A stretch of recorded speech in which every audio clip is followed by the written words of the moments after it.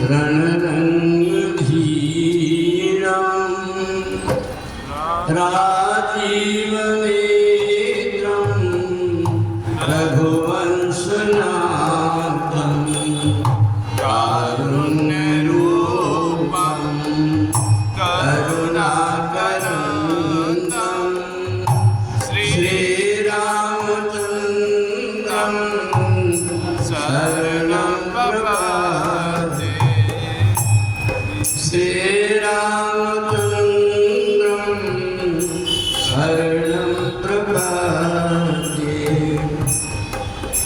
मनोजवं मारुततुल्यवेगं जितेन्द्रियं बुद्धिमतां पातात्मजं नरयोध्यमुख्यं श्रीरामदूतं शरणं प्रपद्ये। श्रीरामदूतं शरणं प्रपद्ये। श्रीरामदूतं शरणं प्रपद्ये।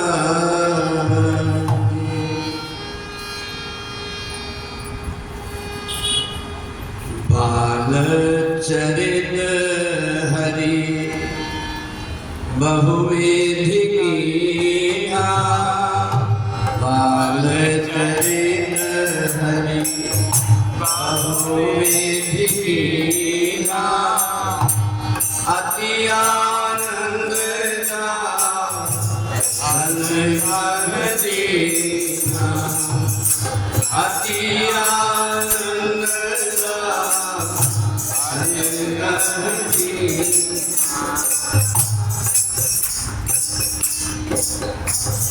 राम कथा की तीसरे दिन की सभा में प्रति सज्जन देवियों,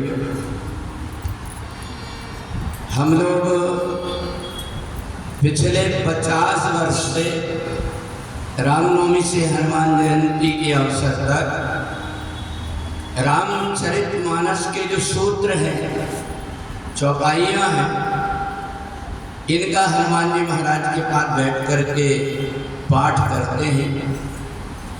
और एक बार भी अगर कोई पाठ कर लेता है तो एक चौपाइयाँ सिद्ध हो जाती है। हम लोग प्रातःकाल सुंदरकांड के साथ में स्वाहाकार के साथ में और इन चौपाइयों का पाठ करते हैं, ताकि ये जो चौपाइयाँ हैं ये मंत्र बन करके सिद्ध हो जाती हैं। और इसलिए आज तीसरे दिन की कथा में हम लोग भगवान राम जी की बाल लीला की तरफ चलते हैं। प्रेम मगन कौशल्या निस दिन जात न जान। सुत स्नेह वस जननी बाल चरित कर गान। राम कथा की प्रवचन एक अलग चीज होती है और स्वाध्याय एक अलग चीज होती है। जब हम भगवान के चरणों में बैठ करके मानस की इन चौपाइयों का पाठ करते हैं तो ये मंत्र का काम करती है। जैसे हम मंत्र का जाप करते हैं ऐसे ये चौपाइयाँ हैं। तो भगवान राम की जो बाल लीला मैंने आपको बताया कि माता कौशल्या के भाग देखें। कबहु उछन कबहु बर पलना, मात दुलारी कहीं प्रिय रहना। माता कौशल्या ने देखा भगवान राम मेरे आंगन में दौड़ने लगे और भगवान का बड़ा सुंदर श्रृंगार मैया ने बनाई। इतना सुंदर रूप भगवान का है कि भगवान खुद अपनी परछाई को देख करके नाचने लगे। रूप राशि नभ अजय पहुंचे तो मणि का खंभा लगा और खंभे में जब खुद का रूप देखते भगवान तो उस रूप को देख करके नाचने लगे। राजा दशरथ महल में से खड़े होकर के जब राम जी को देखते हैं तो राजा दशरथ बड़े प्रेम में गदगद हो गए और दौड़ करके राम जी को अपनी गोद में ले लिया।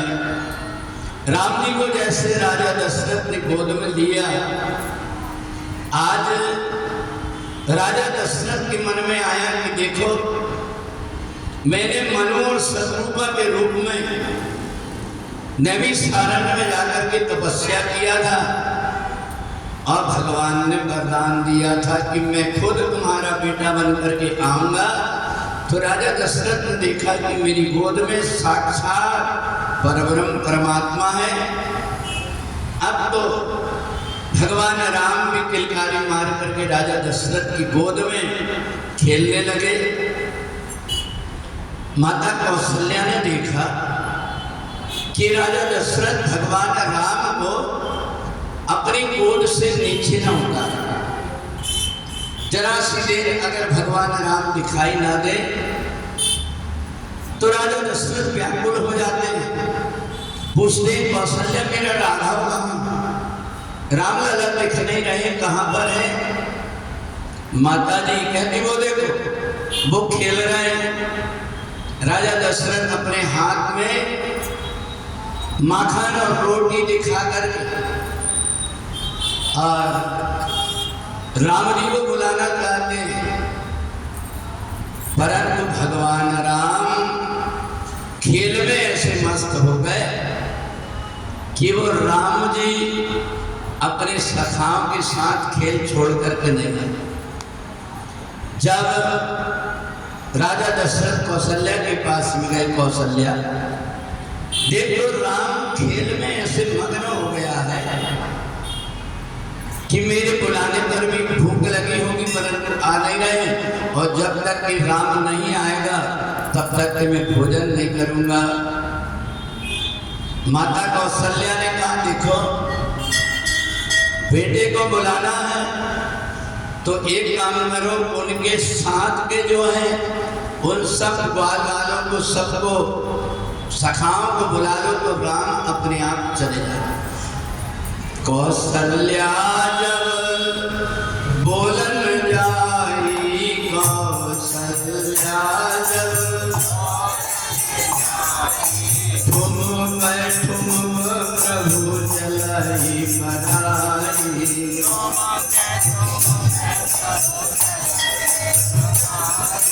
ठुम प्रभु चलाई पराई।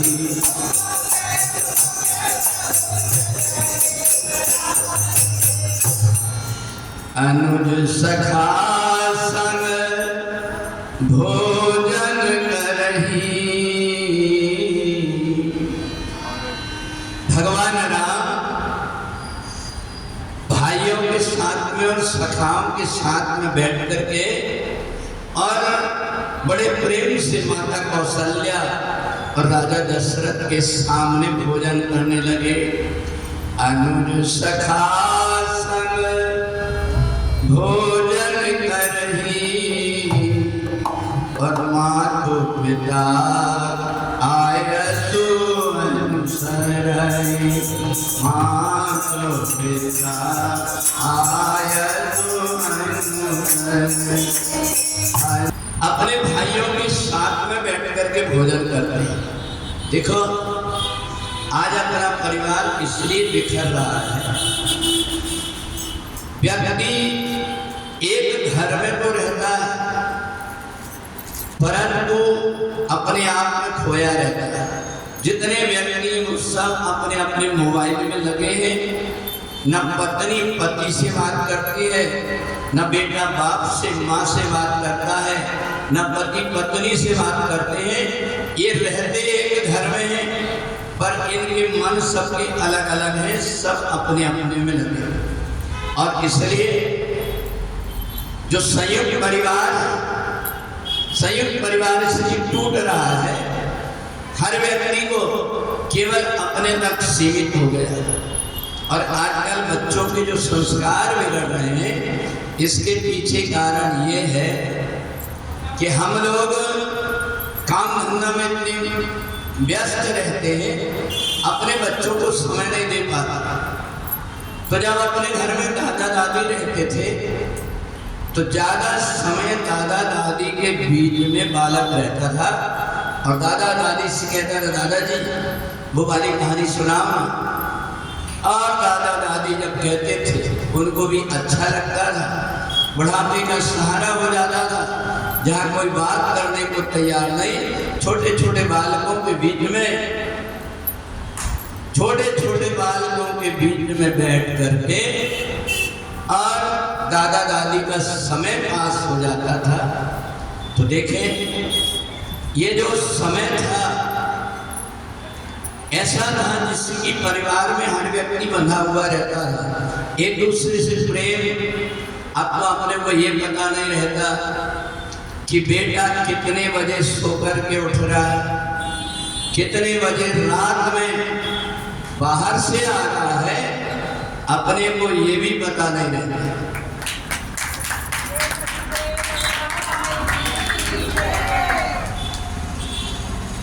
सीताराम सीताराम सीता, बोले रामचंद्र भगवान की जय।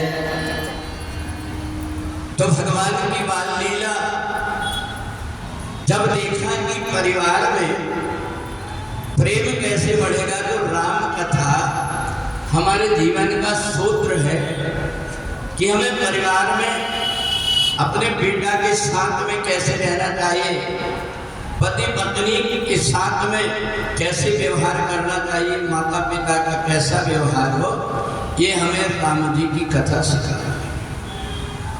थोड़े समय में भगवान राम का मुंडन संस्कार हुआ और भगवान राम गुरु जी के यहाँ पढ़ने चले गए। गुरु ग्रह पढ़न गए रघुराई, अल्पकाल विद्या सब आई। उठ के रघुनाथा रात काल, मात पिता गुरु तो आजकल जितनी पहले सत्यनारायण की कथा नहीं होती, उतनी राम कथा भागवत कथा हो रही है। परंतु वो कथा इसलिए हो रही है कि हम कैसे करके अपना पेट पालें। और भगवान की कथा के माध्यम से व्यक्ति केवल पैसे कमाने का सोच लिया है। जब कभी भगवान का जन्म हुआ तो भगवान को भेंट चढ़ा, अगर भगवान की शादी हुई तो दहेज डालो। इस प्रकार की जो प्रथा है, ये प्रथा संतों की प्रथा नहीं है। अभी अभी जब व्यक्ति ने अपना पेट पालने के लिए कथा का सहारा ले लिया, उनको ये लगता कि ज़्यादा से ज़्यादा पैसे कैसे इकट्ठे करें, और इसलिए कथा का महत्व समाप्त हो गया। पहले संत मुनि महात्मा अपने आश्रम में बैठ करके भगवान की कथा स्वांता सुखाए अपने लिए करते थे और अपने भक्तों को रास्ता बताने के लिए करते थे।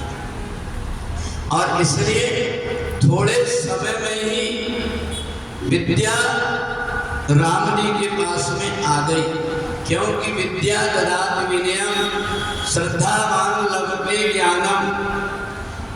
जो व्यक्ति गुरु के प्रति श्रद्धा रखता था, और आप लोगों को भी पता है कि जो बड़ी उम्र के हैं अगर स्कूल में पढ़ने के लिए जाते थे और कहीं टीचर घर में आ जाते थे तो पीछे से सामने बालक नहीं आ पाता था, इतना आदर करता था। और अगर कोई बालक नहीं आया तो मास्टर दो लड़कों को कहते थे, जाओ पकड़ करके लेकर के आओ, स्कूल क्यों नहीं आया। तो ये डर बना रहता था। और आजकल तो अगर मास्टर ने जरा से कुछ बोला या एक छांटा मार दिया तो पुलिस थाने में जाके बैठना पड़ता।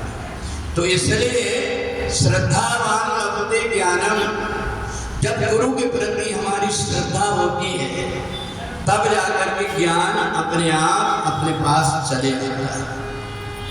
इधर धीरे धीरे समय व्यतीत हुआ। एक दिन राजा दशरथ आधी रात को राम जी को सोया हुआ देख करके उनके पास में आकर के बैठ गए। एक टक लगा करके देखते जा रहे हैं और आंख से आंसू बह रहे हैं। माता कौशल्या ने कहा, महाराज दिन भर तो राघव आपकी गोद में रहता है, आपके साथ उंगली पकड़ करके घूमते रहता है, रात्रि में तो थोड़ी देर आराम कर लिया करो। राजा दशरथ कहते हैं, महारानी मैं अपने शयन कक्ष में जब जाता हूं तो आंख जैसे बंद करता हूं तो मेरे एक राम की वो मधुर मधुर मुस्कान दिखाई देती है।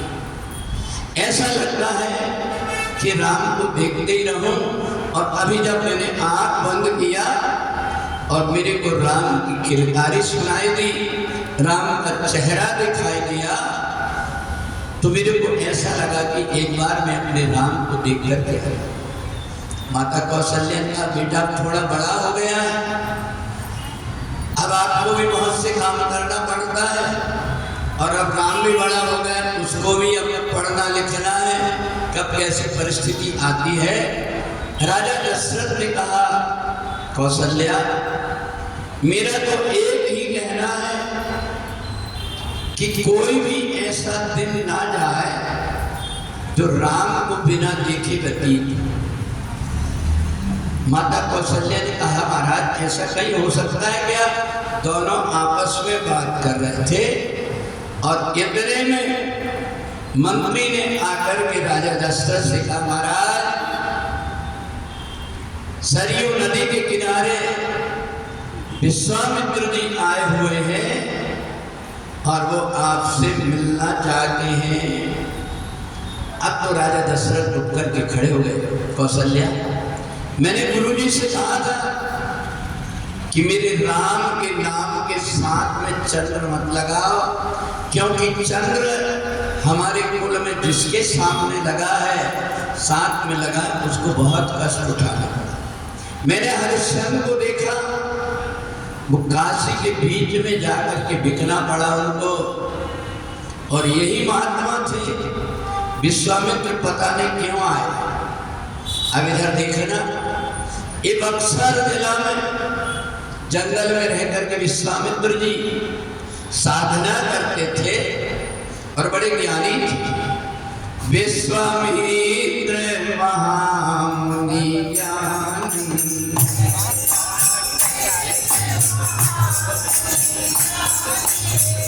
विश्वामित्र महामुनि ज्ञानी,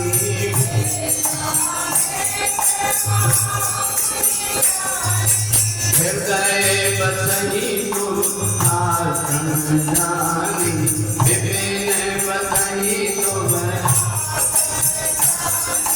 गाधी तनय मन चिंता व्यापी, गाधी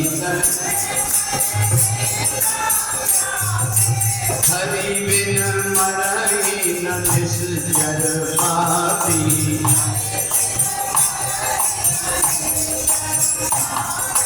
हरि बिन मरहि न निश्चर पापी।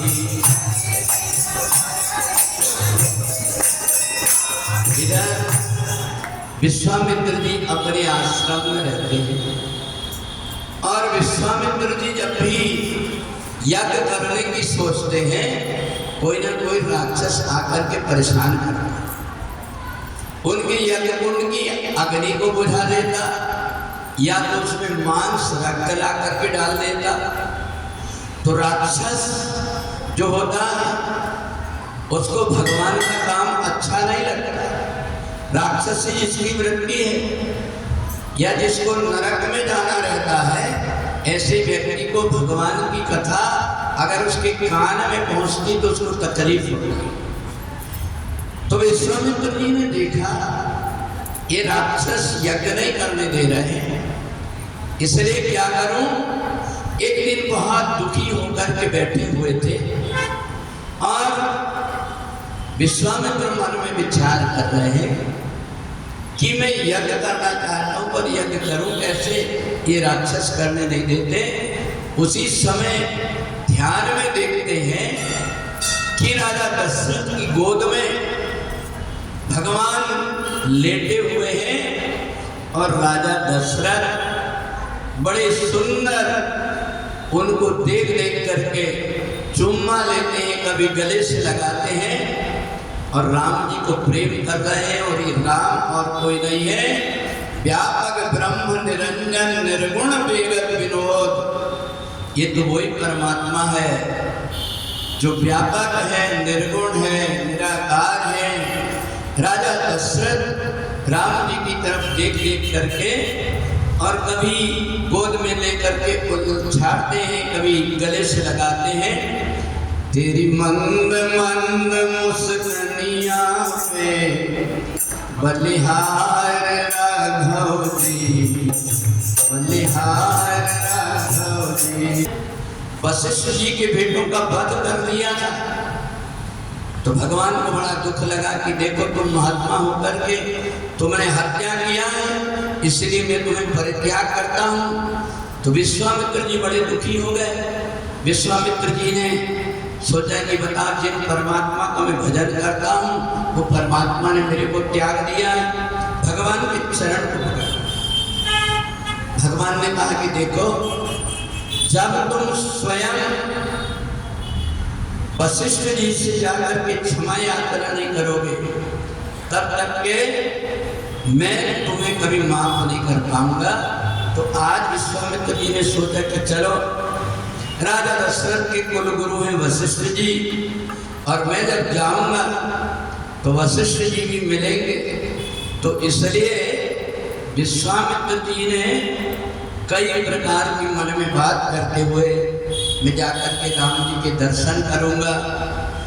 बाल रूप में कैसे दिखते हैं, जो भगवान शेष शैया पर सोते हैं, आज उनके बाल रूप का दर्शन करूंगा। और जैसे ही विश्वामित्र जी पहुंचे और उन्होंने समाचार दिया तो राजा दशरथ अपने मंत्रियों के साथ में आए और विश्वामित्र जी को प्रणाम करके आदर पूर्वक अपने महल में ले तो गए। पर राजा दशरथ सोच रहे थे कि कितने जल्दी ये महात्मा जी हमारे यहाँ से चले जाए, क्योंकि पता नहीं कोई मुसीबत में न डाल जाए। तो राजा दशरथ ने विश्वामित्र जी से पूछा, गुरुदेव एक बात बताइए कि आपका आगमन कैसे हुआ? के कारण आगमन तुम्हारा, अब हम सुकरत न लावंवारा। विश्वामित्र जी से कहा, मैं देर नहीं लगाऊंगा, आपके बोलने की देर है, आप मेरे को आज्ञा दीजिए कि मैं क्या करूं। विश्वामित्र जी ने कहा, राजा मैं आया तो हूं मांगने के लिए, क्योंकि मेरे आश्रम में इस समय पर व्यवस्था नहीं बन पा रही है, इसलिए मैं यज्ञ करना चाहता हूं और आप मेरे को छोटे भाई के समेत राम को दे दो।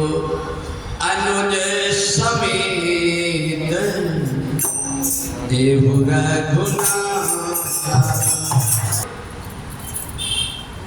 सबई पुत्र मोह प्राण की नाई, पर राम देत नहीं बनत। वैसे तो मेरे जितने भी बेटे हैं मेरे को प्राण से ज्यादा प्यारे हैं, परंतु मैं राम को नहीं दे सकता। जैसे ही राजा दशरथ विश्वामित्र जी के सामने हाथ जोड़ करके खड़े हुए, उसी समय पर वशिष्ठ जी आए। वशिष्ठ जी को जैसे ही देखा विश्वामित्र जी ने अभिवादन किया, तो वशिष्ठ जी ने सोचा कि विश्वामित्र बड़े ज्ञानी हैं, तपस्वी हैं, और इनने अपनी तपस्या के बल से एक नया स्वर्ग का निर्माण करने लगे। तो जैसे ही देखा तो वशिष्ठ जी ने कहा, विश्वामित्र सब प्रकार से कुशल मंगल तो हो। अब तो विश्वामित्र बड़े प्रसन्न हो गए। अब इधर राजा दशरथ को जैसे देखा आंख से आंसू बह रहे हैं, और विश्वामित्र जी के चरण को पकड़ लिया। गुरुदेव, राघव तुम्हें न दूंगा, मुनिनाथ मरते मरते, राघव देव प्राण से प्रिय कछु नाही, सोई मुनि देव निमिष के। मेरे प्राण से भी मेरे को मोह नहीं है। आप कहो तो मैं तुरंत चलता हूँ, आपकी आज्ञा हो तो मैं राक्षसों का वध कर दूंगा, मैं स्वयं चलता हूँ। मांगो भूमि धेनु धन कोसा, मेरे से भूमि मांग लो, धन मांग लो, गाय मांग लो, सब दे दूंगा, पर मैं राम को नहीं दे सकता, क्योंकि राम को देने के पहले मेरे प्राण निकल जाएंगे, इसलिए मैं राम को नहीं दे सकता। अब इधर विश्वामित्र जी को बहुत जोर से क्रोध आया। मन में विचार करने लगे कि देखो, यज्ञ से ही राजा दशरथ को 4 बेटे हुए और मैं केवल 2 मांग रहा हूं। और राजा दशरथ कितने स्वार्थी हो गए। अगर यज्ञ नहीं होता तो इनके संतान कहां से होती। तो 4 में से 2 बेटे मांग रहा हूं। फिर भी राजा दशरथ आनाकानी कर रहे हैं। कमंडल में से जल निकाला, कहा, राजन, मैं तुम्हारा पूरा राज्य और वैभव नष्ट कर दूंगा अगर तुमने मेरे को मना किया।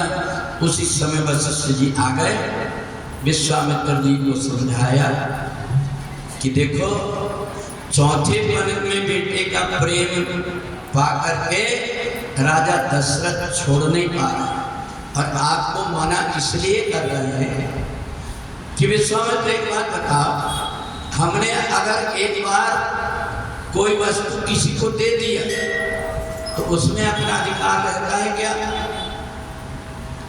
तो विश्वामित्र ने कहा, राम को किसको दे दिए? बोले, राम को जटायु को राजा दशरथ पहले ही दे चुके हैं, वो तो उनके पास अमानत के रूप में है। और नहीं तो राजा दशरथ तो जटायु को ही राम को दान दे चुके हैं, इसलिए अब दोबारा तुम्हें नहीं दे रहे। पर मैं राजा दशरथ को समझाता हूँ, राजा दशरथ मेरी बात जरूर मानेंगे।